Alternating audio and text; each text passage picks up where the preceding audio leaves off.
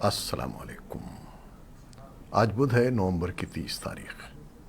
پاکستان میں اس وقت شام کے 7، بھارت میں 7:30، اور یہاں ہمارے اسٹوڈیوز کی گھڑیوں میں صبح کے 9 بج رہے ہیں۔ وائس آف امریکہ واشنگٹن کی اردو سروس سے میں ہوں خالد حمید، خبروں کے ایک بلیٹن کے ساتھ۔ پاکستان میں کوئٹہ کے نواحی علاقے بلیلی میں بدھ کو ایک پولیس ٹرک پر مبینہ خودکش حملے کے نتیجے میں 4 افراد موت کا شکار اور 25 زخمی ہو گئے۔ حکام کے مطابق خودکش حملہ انسداد پولیو مہم کے رضاکاروں کی سیکیورٹی کے لیے جانے والے اہلکاروں کی وین پر کیا گیا۔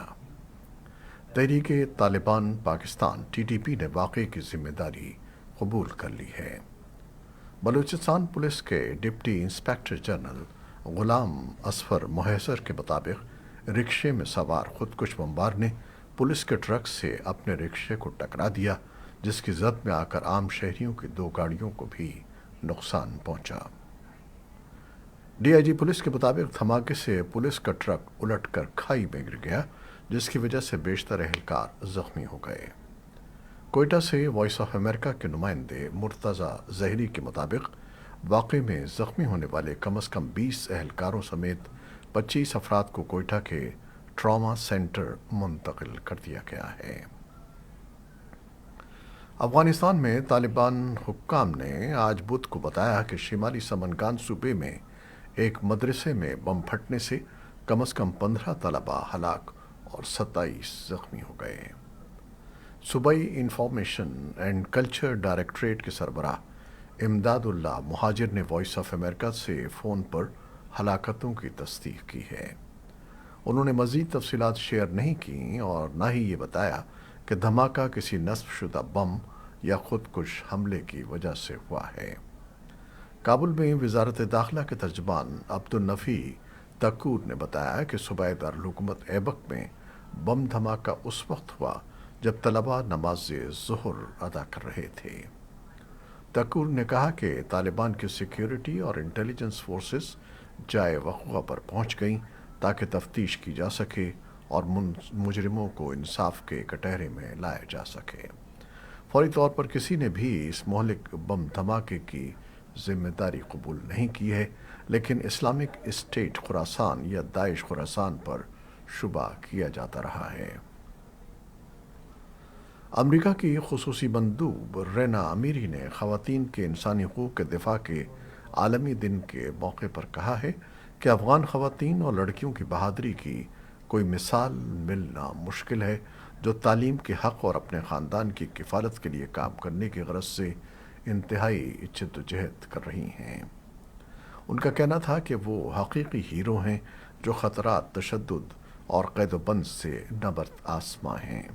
خاص طور پر مسلم اکثریتی ممالک سے عالمی رہنماؤں کو ایک متفقہ اور مضبوط پیغام دینا چاہیے کہ استحکام اور خوشحالی کے لیے نصف آبادی کو معاشرے میں حصہ لینے کی اجازت دی جائے۔ افغانستان کے صحافیوں کے ایک مرکز نے ایک بیان میں کہا ہے کہ ہمیشہ بہار FM ریڈیو کے مینیجر اتل ستانکزئی کو اس وقت گرفتار کر لیا گیا جب انہوں نے ننگرہار کے صوبائی حکام کے ممکنہ طور پر بدعنوانی میں ملوث ہونے کے بارے میں ایک رپورٹ شائع کی۔ ہمیشہ بہار FM ریڈیو نے بھی ایک بیان میں ہمیشہ بہار FM ریڈیو کے براڈ کاسٹنگ مینیجر اتل ستانکزئی کی گرفتاری کی تصدیق کی ہے۔ اسی دوران طالبان کی وزارت اطلاعات و ثقافت کے حکام نے بدھ کو کابل میں نجی میڈیا کے صحافیوں کے ساتھ ایک مشترکہ میٹنگ کی اور افغانستان میں میڈیا سے متعلق مسائل پر تبادلہ خیال کیا۔ سابق وزیراعظم عمران خان نے فوج کی نئی قیادت کو مبارکباد پیش کی ہے اور اس امید کا اظہار کیا ہے کہ عسکری قیادت قوم اور ریاست کے درمیان پیدا ہونے والے اعتماد کے فقدان کو ختم کرے گی۔ عمران خان نے بدھ کو ایک ٹویٹ میں کہا کہ وہ chairman joint chief of staff committee general Sahir Shamshad اور chief of army staff general Asim Munir کو منصب سنبھالنے پر مبارکباد پیش کرتے ہیں۔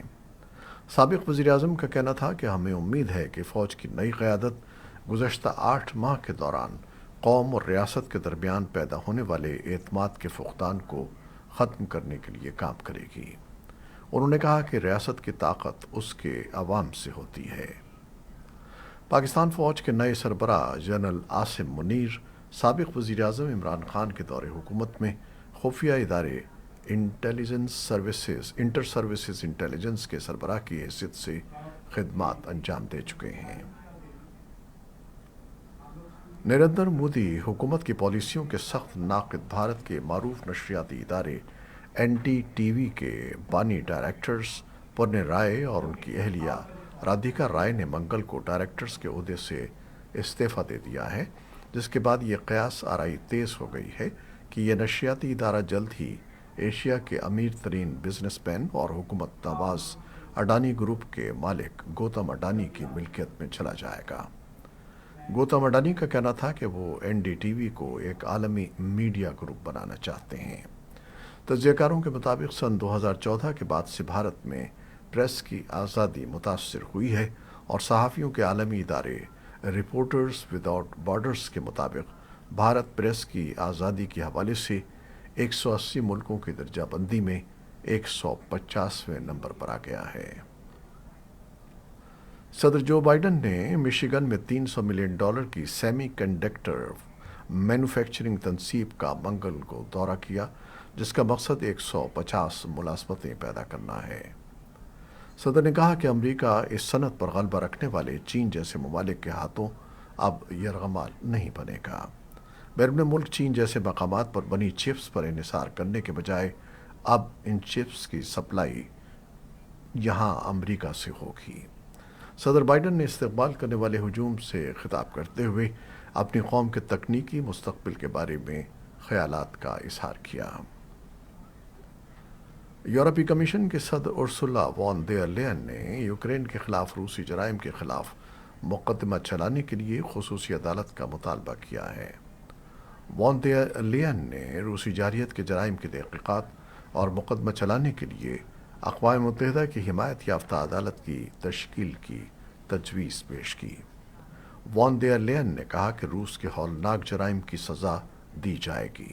انہوں نے یہ بات رومانیہ میں نیٹو کے وزرائے خارجہ کی میٹنگ کے آخری دن کہی۔ نیٹو کے سربراہ یانس اسٹولٹنبرگ نے منگل کو کہا کہ یوکرین روسی صدر ولادیمیر پوٹن کی براہ راست مخالفت میں کسی روز مغربی فوجی اتحاد میں شامل ہو جائے گا۔ اسٹولٹنبرگ نے کہا کہ نیٹو کا دروازہ کھلا ہے۔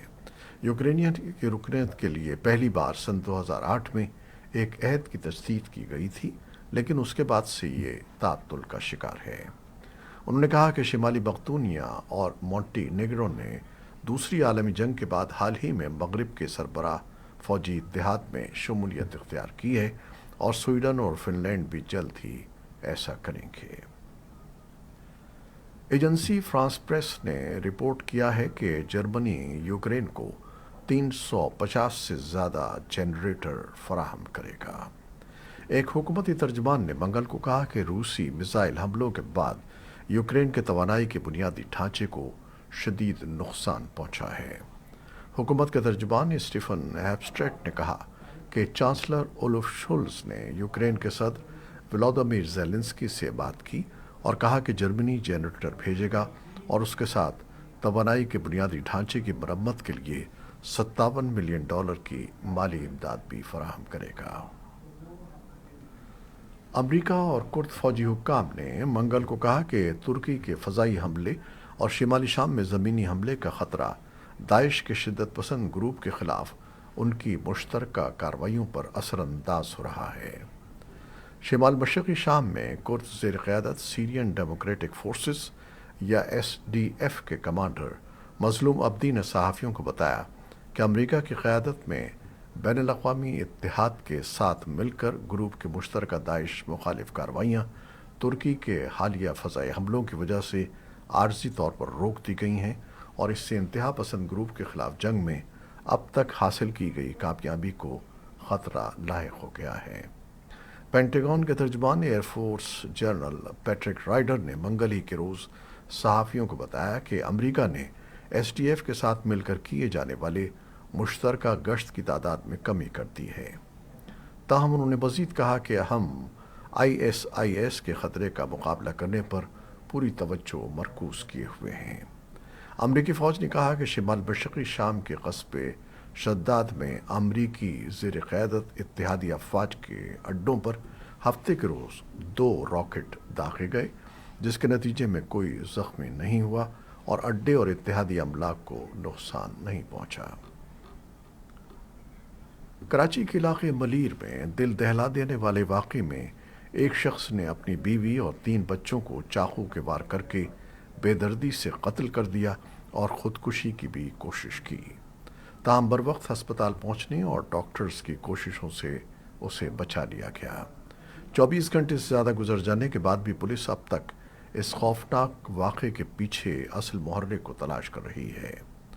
خودکشی کی کوشش سے بچ جانے والے قاتل فواد علی نے پولیس کو اپنے ابتدائی بیان میں بتایا کہ وہ کاروباری نقصان کی وجہ سے پریشان تھا اور اس کے ساتھی رقم کی واپسی کا تقاضا کر رہے تھے، لیکن یہ ابھی تک واضح نہیں ہے کہ وہ کس قسم کا کاروبار کر رہا تھا اور دوسرے سرمایہ کار کون تھے۔ دوسری جانب پولیس حکام نے بتایا کہ اس سلسلے میں تحقیقات کی جا رہی ہیں اور جلد FIR درج کی جائے گی۔ پولیس نے اس قتل کیس کی تفتیش میں سرمایہ کار کو بھی شامل کرنے کا فیصلہ کیا ہے۔ واشنگٹن میں طلباء چین میں ان لوگوں کی حمایت کے لیے جمع ہو رہے ہیں جو بیجنگ کی سخت زیرو کووڈ پالیسی کے خلاف احتجاج کر رہے ہیں۔ سنکیانگ کے دارالحکومت اورمچی میں گزشتہ ہفتے ایک اپارٹمنٹ میں مہلک آتش زدگی کے بعد چین میں لاک ڈاؤن احتجاج شروع ہو گیا تھا۔ آتش زدگی میں کم از کم 10 افراد ہلاک ہو گئے تھے۔ رپورٹس کے مطابق متاثرین زیرو کووڈ پالیسیوں کی وجہ سے عمارت کے اندر پھنس گئے تھے، جس کے بعد سنکیانگ اور بعد میں پورے ملک میں مزاحمت کو ہوا ملی ہے۔ چین کے 3 خلا باز ملک کے خلائی اسٹیشن پر 6 ماہ کے مشن کے ایک حصے کے طور پر بدھ کے روز پہنچے، جو مدار میں اس اسٹیشن پر عملے کی پہلی تبدیلی ہے۔ یہ خلا باز ان 3 دوسرے لوگوں کی جگہ لے رہے ہیں جو جون کے اوائل سے تیانگیانگ اسٹیشن پر تعینات تھے۔ چین نے اسٹیشن کے 3 ماڈیولز میں سے اس ماہ کے شروع میں آخری ماڈیول کو ڈاک کیا ہے۔ خلا باز تعمیراتی عمل کے آخری مراحل پر کام کر رہے ہیں۔ چین آئندہ برس ایک طاقتور خلائی دوربین لانچ کرنے کا ارادہ رکھتا ہے۔ یہ تھیں وہ خبریں جو فیس بک لائیو پر ہم نے آپ کے لیے پیش کی۔ ہماری ویب سائٹ، یوٹیوب اور پوڈ کاسٹ پر یہ بلیٹن آپ کے لیے پوسٹ کر دیا جاتا ہے۔ آپ ہمارے بلیٹن کو شیئر کرتے ہیں اور اپنے کمنٹس میں اپنی محبتوں اور دعاؤں کا اظہار کرتے ہیں، جس کے لیے ہم آپ کے بے حد ممنون ہیں۔ کیمرامین سید اصفر امام اور نیوز ایڈیٹر بہجت جیلانی کے ساتھ خالد حمید کو اجازت دیجیے گا۔ اللہ حافظ۔